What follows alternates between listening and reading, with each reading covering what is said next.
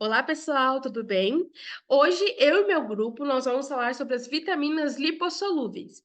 O meu grupo é composto pela Giovana, pelo Daniel, por mim e pela Ruth. Antes de nós entrarmos nas vitaminas lipossolúveis em si, eu gostaria de dar um contexto histórico relacionado à vitamina. De onde que surgiu esse nome, vitamina? Bem, esse nome ele foi cunhado, né, pelo bioquímico polonês chamado de Casimir Funk. Foi em 1912. E o que que ele associou, né? Ele associou que haviam substâncias que eram vitais para o nosso organismo e que possuíam o grupamento amina. Então, logo ficou a terminologia vitamina, substância vital que possui o grupamento amina. Hoje em dia, nós sabemos, né, que não são todas as vitaminas que possuem esse grupamento, né, mas a terminologia, ela acabou ficando. E as vitaminas, elas apresentam funções químicas e também estruturais variadas, elas possuem estruturas e funções variadas, e elas são essenciais para o nosso metabolismo. E tanto é que a sua carência, ela pode gerar graves prejuízos, como, por exemplo, a deficiência de vitamina A, que nós vamos falar mais para frente, né?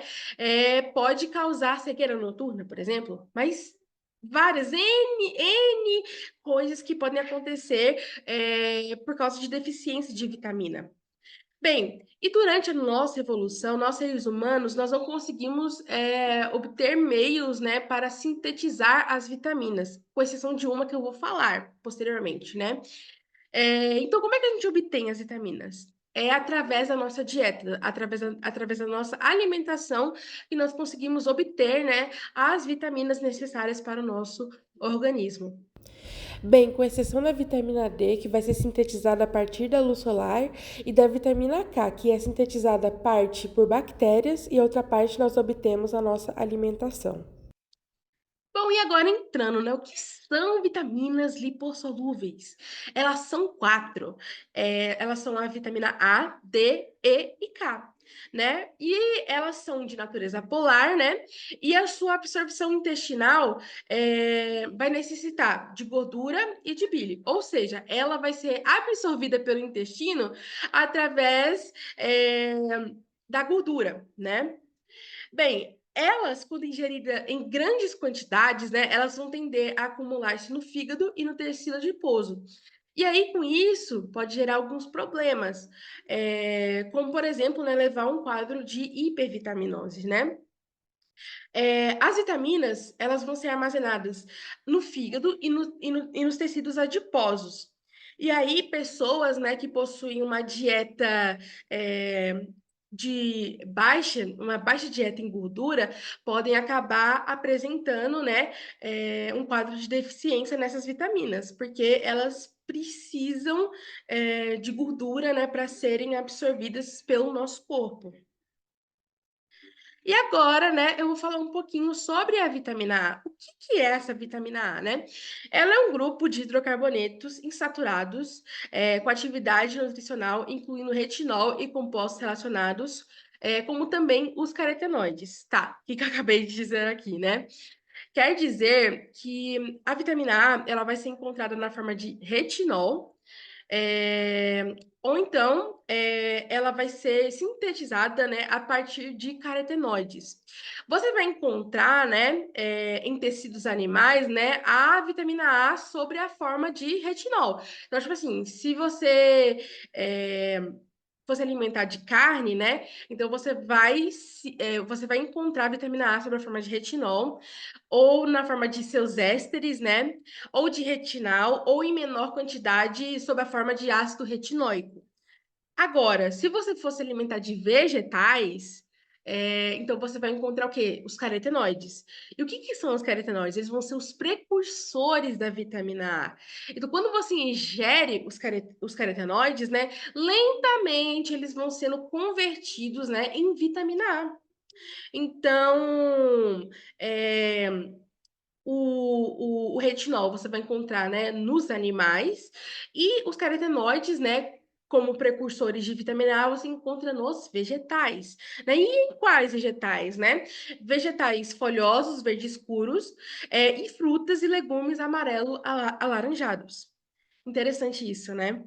E aí, né, a vitamina A, ela vai poder ser encontrada em três formas, né?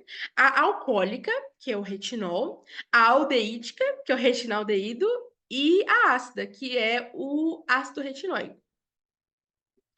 E aqui, né, eu estou mostrando a imagem, né, dessas três formas que eu falei, né?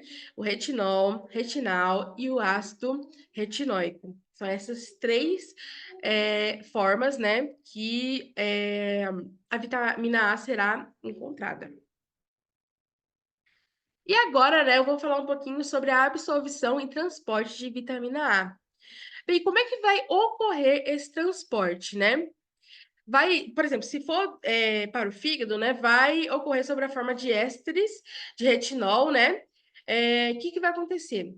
O retinol, ele vai ser quebrado na mucosa intestinal, né? E aí, né, vai liberar retinol e ácidos graxos, né? Então, o éster de retinol vai ser quebrado, liberando o retinol e ácidos graxos. E aí, o que que vai acontecer depois, né? Depois, ele vai ser novamente esterificado, né? E aí, né, vai formar ácidos graxos de cadeia longa na mucosa do intestino, né? E aí ele vai ser secretado como componente dos quilomicrons no sistema linfático. E aí, né, os ésteres de retinol que sobrarem, né, nos quilomicrons remanescentes, eles vão ser captados pelo fígado, né, e vão ser armazenados como ésteres de retinil. E aí eles vão ser utilizados quando for necessário, né? Sendo liberados pelo fígado, né, para os tecidos extrahepáticos, né, através de uma proteína, que é chamada de proteína ligadora de retinol, PLR, né? E como é que ela vai funcionar, né? Essa proteína, ela vai se ligar, né, à superfície das células desses tecidos, né, extrahepáticos, né? E vai permitir a entrada de retinol, né?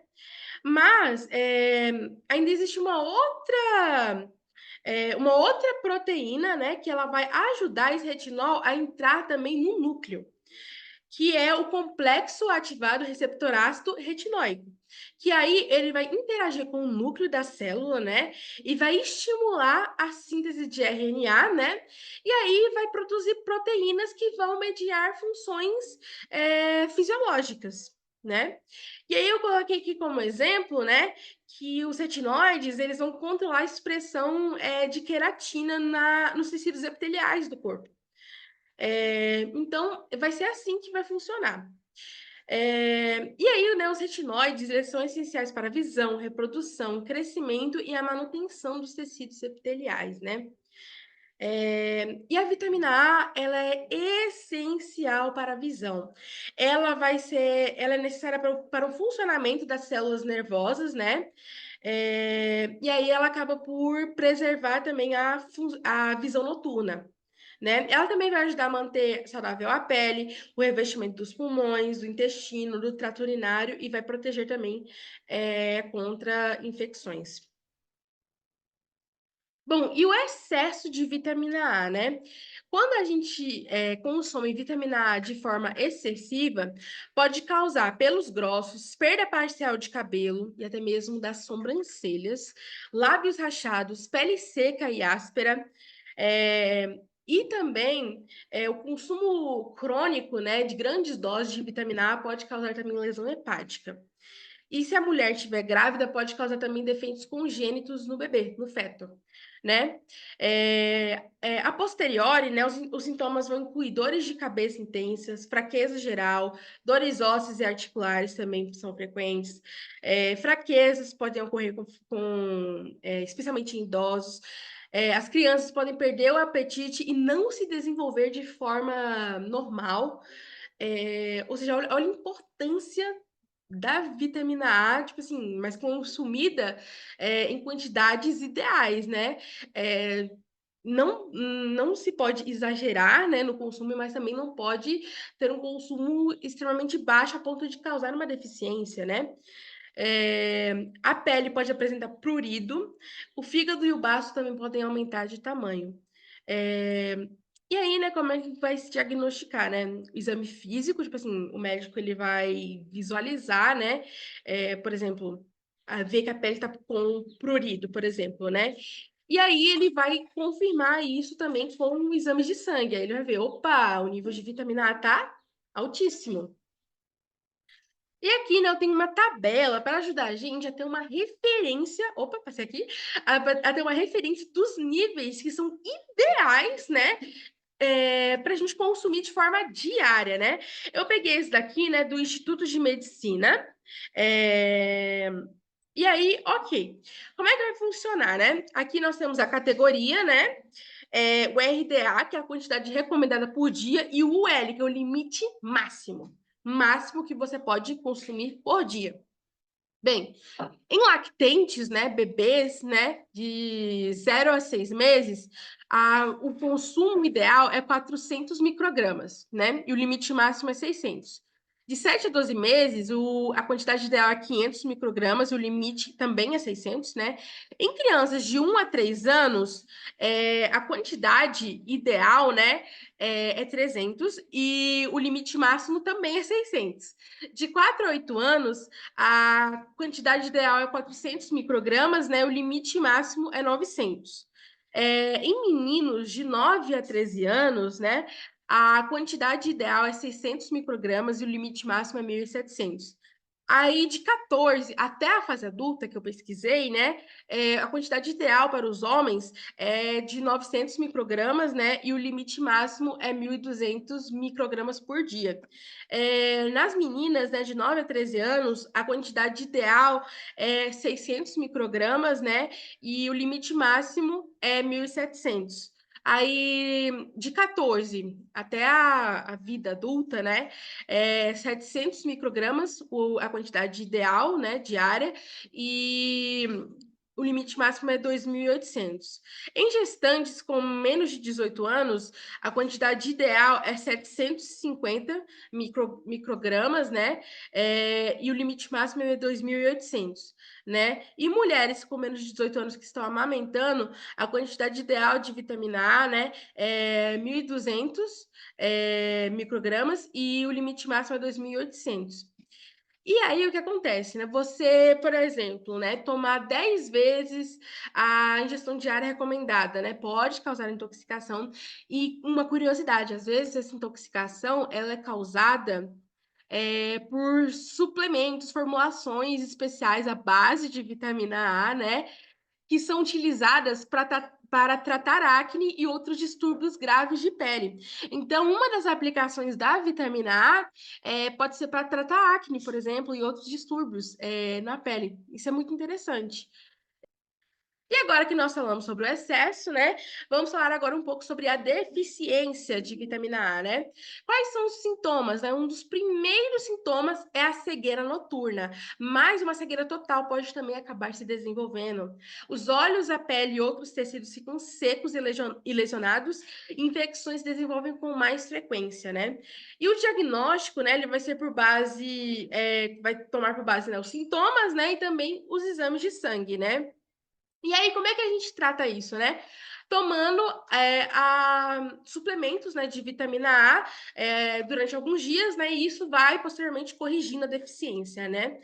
E como é que é causada essa deficiência de vitamina A, né? Geralmente, né?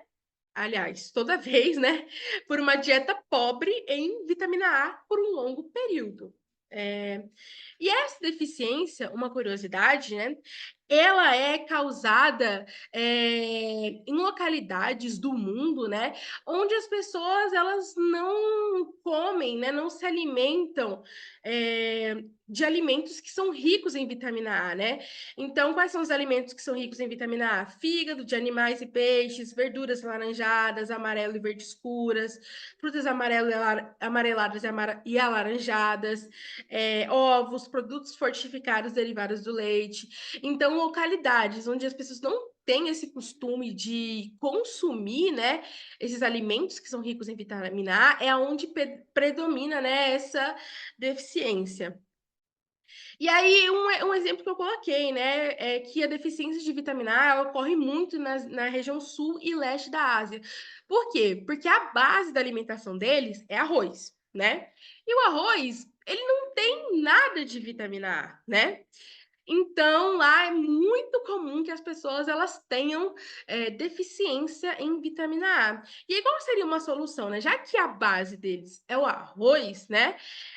Então, consumir, por exemplo, arroz dourado, que ele possui um maior teor de beta-caroteno, né? E pode prevenir a deficiência de vitamina A, né? É, E outra coisa. E como nós conseguimos obter a vitamina A através da absorção, né, das gorduras pelo intestino, né? Quando temos distúrbios que comprometem isso, né, essa absorção, né, isso pode acarretar, né, no risco de desenvolver uma deficiência de vitamina A, porque a vitamina A não vai ser sendo absorvida porque ela é uma vitamina lipossolúvel, precisa de gordura. É, E aí, quais são esses distúrbios, né? Diarreia crônica, doença celíaca, fibrose cística, algumas doenças do pâncreas e o bloqueio das vias biliares. Também algumas cirurgias de intestino e no pâncreas também podem causar o mesmo efeito. Bem, se a pessoa também tiver uma doença hepática, né, isso pode interferir no armazenamento de vitamina A, porque a maior parte da vitamina A do organismo é armazenada no fígado. Gente, o fígado, eu fico vendo, né? O fígado é importante para muitas coisas, inclusive para isso, para armazenar a vitamina A, né?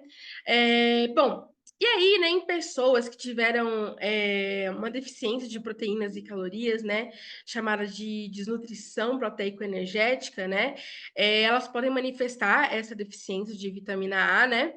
E aí o que acontece, né? Pessoas que têm, né, desnutrição proteico-energética, elas não consomem uma quantidade suficiente de vitamina A. E aí, portanto, né, o armazenamento, né, e o uso da vitamina A vão ficar prejudicados. Bom, e como é que a gente previne, né? é, a gente tem uma deficiência em vitamina A? Bom, alimentação, né? Uma alimentação rica, né, em vitamina A, ou seja, consumir verduras e folhas verdes escuras, frutas amarelas e alaranjadas, como papaias e laranjas, cenouras e verduras amarelas, como abobrinha e abóbora, leite e cereais que são fortificados com vitamina A, fígado, gema de ovo, óleo de fígado de peixe também. Bem, e crianças, né, que vivem em países que têm insegurança alimentar, elas são suscetíveis a desenvolver deficiência de vitamina A. Então, qual que é a precaução, né? Tomar suplemento de vitamina A, né? É, dar suplementações de vitamina A para essas crianças. E aí, né, como que a gente diagnostica, né? Como eu falei, avaliação médica e exame de sangue. E o tratamento, né, se dá com suplementos de vitamina A. Olá, colegas e professora. Agora eu vou estar falando sobre a vitamina D. Vamos começar pela fisiologia dessa vitamina. A vitamina D, ela faz parte do grupo de vitaminas lipossolúveis, com característica de ser lipídica, ou seja, é formada a partir de um lipídio. Lipídio esse que é o colesterol. Esse colesterol que se encontra no nosso fígado. Então, o fígado ele precisa fazer um percussor para que a vitamina D seja ativada em nosso organismo, seja formada no nosso organismo. Então, o fígado transforma colesterol em 7-desidrocolesterol. Esse 7-desidrocolesterol ele vai estar agora na nossa pele. E ele, em contato com os raios solares, mais especificamente os raios UVB, irá formar a vitamina D, a vitamina D3. Porém, essa vitamina D3 ainda não está na forma ativa em nosso organismo. Então, esse 7-desidrocolesterol, com o auxílio da proteína DBP, ela irá para o nosso fígado novamente. E nosso fígado irá receber o nome de 25-hidroxicalciferol. Agora do nosso fígado, ele irá para o nosso rim, que no nosso rim irá receber o nome de 1-alfa,25 OH2D3, mais conhecido como calcitriol, que então está na forma ativa. Quando ela chega no nosso fígado, ela se transforma em vitamina D3 ativa para o nosso organismo.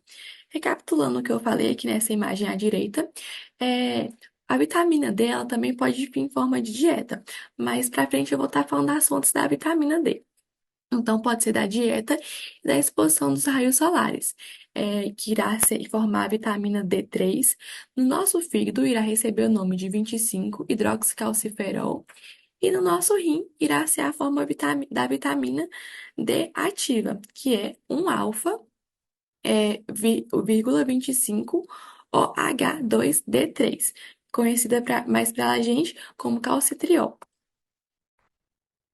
Agora, para que essa vitamina fique ativa, essa vitamina fique ativa no nosso organismo, ela precisa de auxílio de uma enzima, que é a enzima 1-alfa-hidroxilase. Essa enzima irá transformar a vitamina D na forma ativa para o nosso organismo. E essa enzima, ela conta com o auxílio do hormônio PTH. Esse hormônio PTH, ele age quando tem hipocalcemia, que é baixas quantidades de cálcio no sangue. Essa hipocalcemia ativa as paratireoides, para que então forme o PTH, que age tentando tirar cálcio do nosso osso para ir para o sangue, já que está em poucas quantidades no sangue. O PTH, ele atua diretamente na formação da vitamina D, pois ele ativa a enzima hidroxilase para que a 25-hidroxicalciferol se transforme na 1-alfa 25-OH2D3. A vitamina D3 ativa o nosso organismo. Qual é a função dessa vitamina?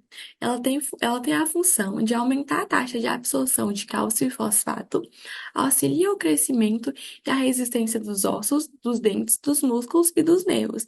E também tem a função que é essencial para a formação apropriada do esqueleto e na homeostase mineral. Fontes, de onde que vem essa vitamina? A vitamina D3, ela pode vir da exposição solar, como sendo a principal fonte de vitamina D. Só que essa exposição solar, ela tem os seus horários certos. Então, de 10 a 15 minutos diários, nos horários estabelecidos, que são até às 10 da manhã e depois às 4 da tarde. Ela pode vir também pelo alimentos, né?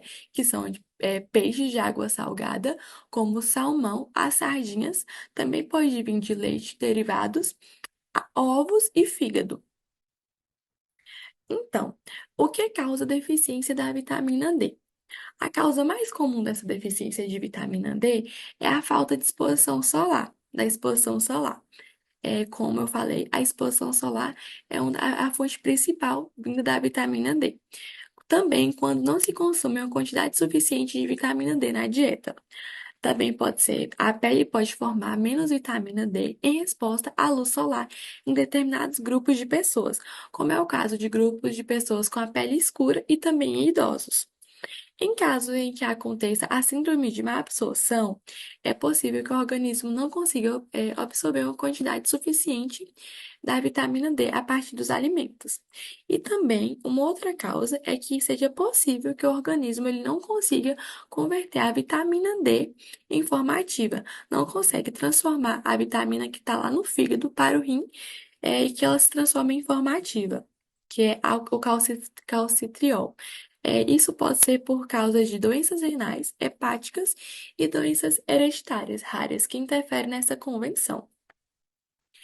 E o que a deficiência de vitamina D ela pode ocasionar?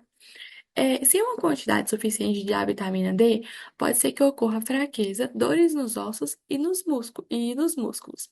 Também pode ocasionar a osteomalácia. A osteomalácia é uma doença causada pela falta de deposição de cálcio e fosfato nos ossos, a desmineração óssea, devido à deficiência de vitamina D, que impede que esses minerais sejam absorvidos pelo nosso intestino. Pode causar também raquitismo na infância.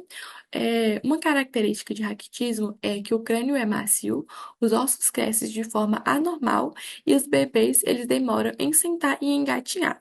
Pode também causar o agravamento da osteoporose. E nas grávidas, a deficiência da vitamina D, ela pode provocar deficiência no feto e pode provocar que o recém-nascido ele tenha alto índice de desenvolver o raquitismo.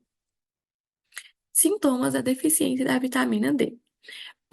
Essa deficiência da vitamina D pode ocasionar fraqueza, dores nos ossos, pode ocasionar também os espasmos musculares, conhecido como a tetânia. Pode ser o principal, que ele pode ser o principal sinal, indício de raquitismo para os bebês. Outro sintoma costumeiro em pessoas mais velhas com a falta de vitamina D é a continência urinária, pois vai ter uma fraqueza muscular. Também pode causar dificuldade em ganho de massa muscular e ela também pode estar relacionada com a maior propensão do indivíduo a infecções, como pegar gripes e resfriados com frequência. Afinal, o sistema imunológico, ele não está como deveria estar, não está tão eficiente como era para ele estar. Diagnóstico da deficiência da vitamina D. Exames de sangue, né? Exame de sangue para avaliar a vitamina D. E exames de sangue que avaliar inferior a 20 nanogramas por mililitros pode ser indício de deficiência de vitamina D. Exames de sangue para medir a vitamina D pode confirmar a deficiência. Níveis de cálcio e fosfatos também são medidos. O médico pode pedir exames de cálcio e fosfato para auxiliar nesse diagnóstico. Outros níveis de substâncias também podem ser medidos para descartar causas de diminuição da densidade óssea. O médico, ele irá ter suspeita da deficiência da vitamina D em casos como pessoas que relatam uma dieta inadequada ou exposição solar inadequada, recém-nascidos com tetânia, que é o caso do espasmo muscular, né? Crianças com sinais de raquitismo, adultos idosos, especialmente aqueles com diminuição da densidade óssea, ou ossos quebrados. Tratamento em casos da deficiência da vitamina D. O médico ele poderá passar suplementos de vitamina D e também, em alguns casos, pode passar suplementos de cálcio e fosfato. Agora, quais são os grupos de risco para deficiência de vitamina D? Indivíduos em alta latitude, descendência africana, pelo fato da maior quantidade de melanina no organismo, crianças, pois o leite materno é uma fonte precária da vitamina D, e pacientes com doença renal crônica. Agora, sobre o excesso de vitamina D. Tomar altas doses de suplementos de vitamina D pode causar toxicidade por vitamina D. A toxicidade por vitamina D provoca níveis elevados de cálcio no sangue, causando a hipocalcemia. Então, como eu falei, né, quando a gente é, dif- é, é, tem excesso de vitamina D no sangue, pode causa a hipocalcemia. E quando tem dificuldade de vitamina D no sangue, causa a hiporcalcemia. Então, a pessoa com intoxicação por vitamina D pode perder o apetite, sentir náuseas, vômitos, sentir fraqueza, nervosismo e hipertensão arterial.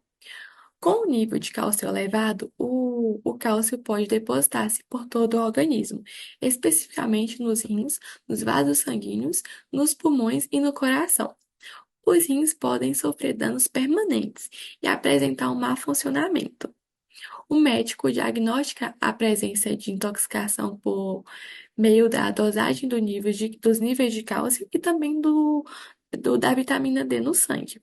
O tratamento consiste na interrupção da ingestão de suplementos de vitamina D e na administração de líquido e também, às vezes, em medicamentos para a pessoa. Olá pessoal, hoje eu vou apresentar para vocês a respeito da vitamina E. O que é a vitamina E? A sua fórmula é C50H29O2.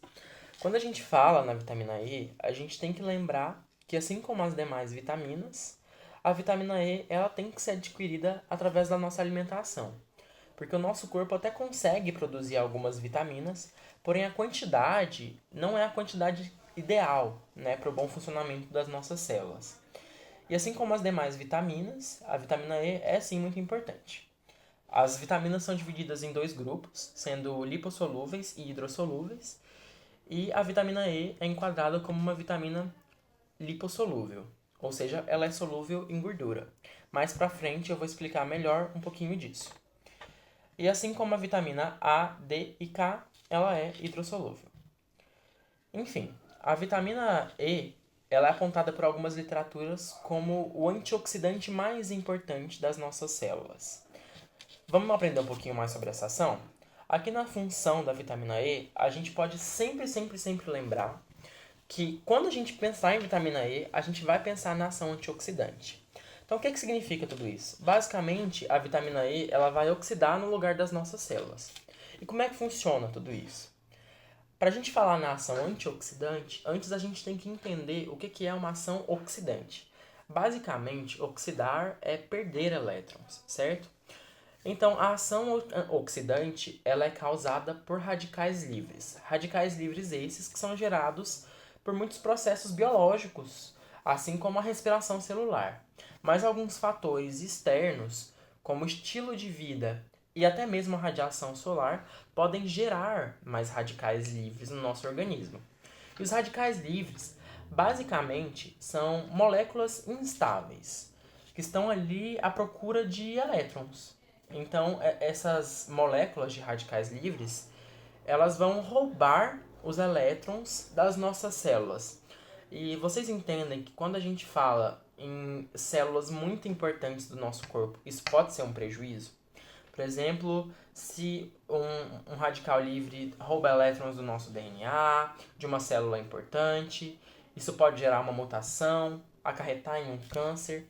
Então, a vitamina E ela é muito importante para preservar as nossas células, já que, estando abundante no nosso corpo, assim que um radical livre tentar atingir a nossa célula, ele pode esbarrar, entre aspas, em uma molécula de vitamina E e acabar roubando o elétron dessa molécula, ao invés de roubar de uma célula nossa. Então, assim como eu falei, a ação antioxidante é primordial. Outra ação importante também é porque ela está relacionada à integridade da membrana plasmática e ela retarda o envelhecimento precoce, porque os radicais livres também geram o envelhecimento celular. Ela é muito importante para a fertilidade, porque ela está ali próxima aos testículos também. A gente vai ver um pouquinho disso quando eu for falar sobre armazenamento. E ela evita muitas doenças, como Parkinson e até mesmo Alzheimer.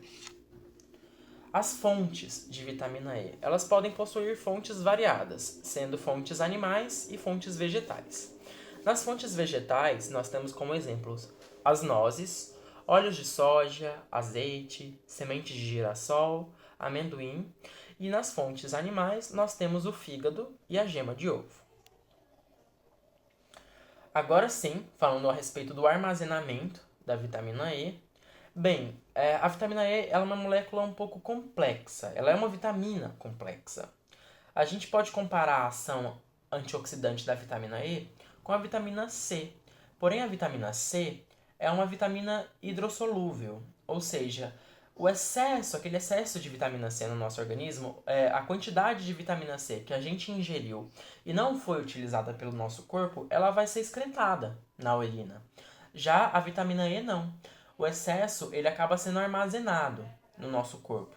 E como ela é uma vitamina lipossolúvel, né, solúvel em gorduras, ela vai ser armazenada basicamente no nosso tecido adiposo. Mas tem outras regiões do nosso corpo que ela é armazenada.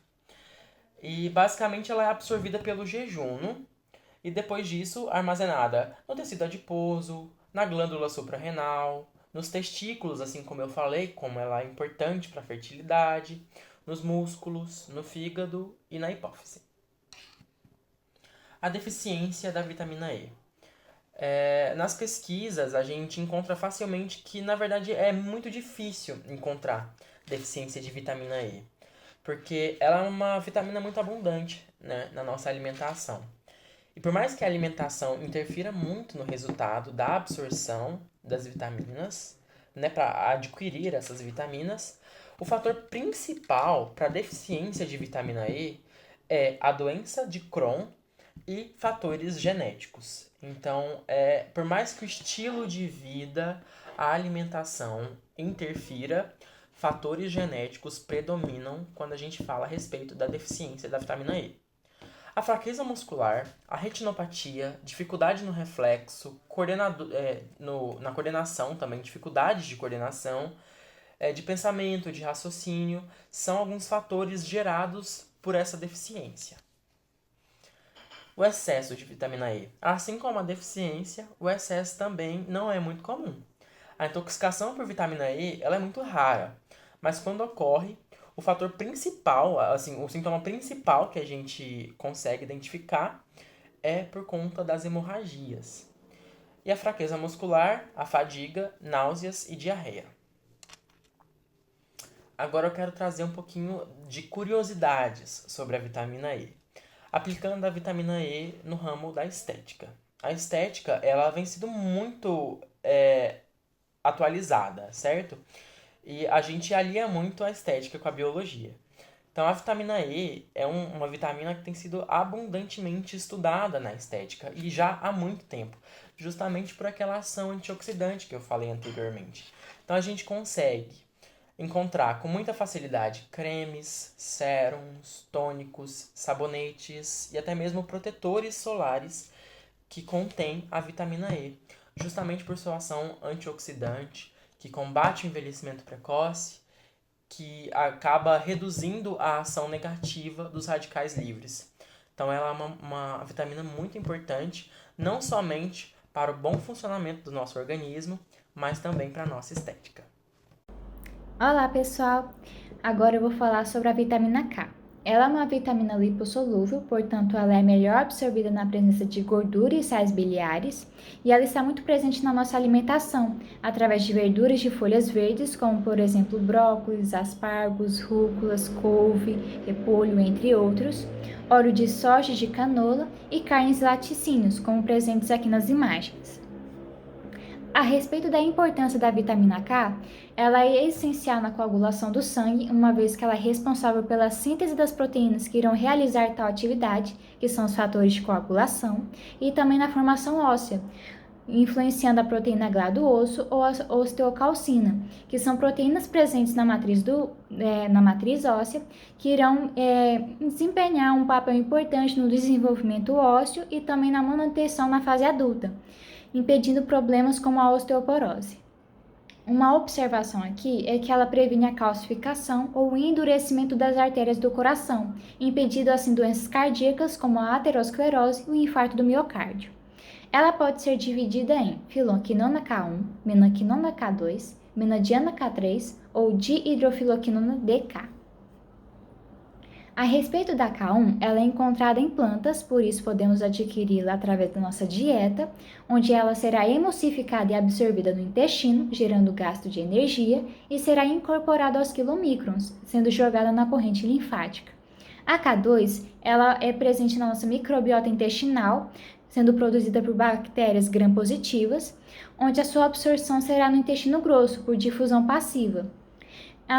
Quanto a respeito da sua produção, ela não é o suficiente para poder suprir a nossa necessidade por vitamina K no nosso organismo. E a respeito da sua fisiologia, nós temos aqui logo embaixo a K1 e a K2. A K3 ela é uma forma sintética da vitamina K, que é 2 vezes mais potente que as formas naturais, sendo também absorvida no intestino grosso por difusão passiva e por não existir de forma natural, quando ela chegar no nosso intestino, ela será convertida em K2. E já a DK, a sua formação ocorre na hidrogenação comercial de óleos vegetais. E aqui à direita temos a fisiologia da K3. Quando a deficiência de vitamina K, a hipovitaminose K, ela vai gerar quadros hemorrágicos, sendo que ela não é muito comum em adultos, uma vez que podemos adquiri-la através da nossa alimentação. Mas ela pode sim ocorrer caso a pessoa não faça uma dieta rica em vitaminas ou em gordura, ou caso ela tenha algum problema de má absorção, obstrução biliar, fibrose cística, alguns medicamentos, pessoas com tratamento de quimioterapia ou diálise, que passaram por cirurgia bariátrica ou então megadoses de vitamina A e E, que serão antagônicas à vitamina K. A respeito da deficiência no recém-nascido, ela já é mais comum, uma vez que o recém-nascido não consegue receber uma quantidade suficiente através da placenta antes do nascimento ou então depois através do leite materno. E como ele possui um intestino meio que estéril, ele não consegue produzir sozinho a vitamina K, o que pode gerar a doença hemorrágica do recém-nascido. Por causa disso, ele vai precisar receber uma injeção da vitamina K para poder conseguir evitar esse tipo de problema. Isso também pode ocorrer caso o bebê ele seja amamentado e não tenha tomado essa injeção, tenha nascido com problemas hepáticos, tenha algum transtorno que prejudique a absorção de gordura, ou então a mãe tenha feito uso de medicamentos como anticonvulsivantes, anticoagulantes e alguns antibióticos. A respeito da deficiência de vitamina K e os seus sintomas, pode ocorrer sangramento sobre a pele, causando manchas negras, sangramentos nasais, gengivais, no estômago, gerando vômito com sangue, no intestino e entre vários outros. Sangue presente na urina ou nas fezes, ou então fezes com uma cor negra, hemorragias no cérebro ou ao redor dele, debilitação óssea e, em mulheres, períodos menstruais maiores ou com sangramento excessivo. Uma observação é que, como os fatores de coagulação são produzidos no fígado, isso significa que o risco de hemorragias é maior para indivíduos com doenças hepáticas. A respeito do diagnóstico, ele é feito principalmente em exames de sangue, avaliação do tempo de protrombina, a contagem de plaquetas e fatores de coagulação através desses exames. A protrombina, pessoal, ela é uma proteína produzida no fígado, que também é conhecida como fator 2 da coagulação. Através dela é possível fazer um exame que se chama tempo de protrombina ou TP, que vai avaliar a capacidade do sangue de coagular. Esse exame é solicitado sempre que surgem sangramentos ou hematomas frequentes para tentar encontrar a causa do problema, assim como quando há suspeitas de problemas no fígado, sendo solicitado também a dosagem de TGO, TGP e GGT.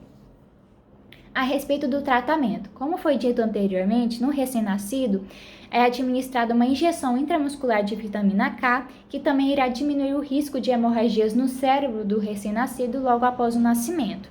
Caso a deficiência da vitamina seja em um indivíduo adulto, é administrada por via oral ou uma injeção subcutânea. Se a causa for um medicamento, será ajustada a dose do medicamento ou será administrada uma dose extra de vitamina K. Agora, a respeito do excesso de vitamina K. Muitas das vezes, ela não ocorre por causa só da alimentação. Muitas vezes a pessoa faz uso de suplementos e, no caso dos recém-nascidos, as formas lácteas, por possuírem a vitamina K nelas, isso pode causar um problema no recém-nascido também. E a intoxicação por essa vitamina pode aumentar os riscos de coágulos e trombose, anemia devido à ruptura de glóbulos vermelhos e a perda da função hepática e icterícia, que, como nós sabemos, é o aumento da bilirrubina, que no recém-nascido é um problema muito mais grave, que pode inclusive gerar a Kernicterus, que nada mais é do que um dano mental que pode causar demência no recém-nascido. E uma última observação, que é muito importante que a suplementação de vitamina K seja feita sob a orientação médica. E é isso, pessoal. Aqui nós temos as nossas referências bibliográficas que nós utilizamos. Se vocês quiserem, nós iremos disponibilizá-las, o link logo na descrição do vídeo. E é isso. Eu espero que vocês tenham gostado da nossa apresentação e bons estudos!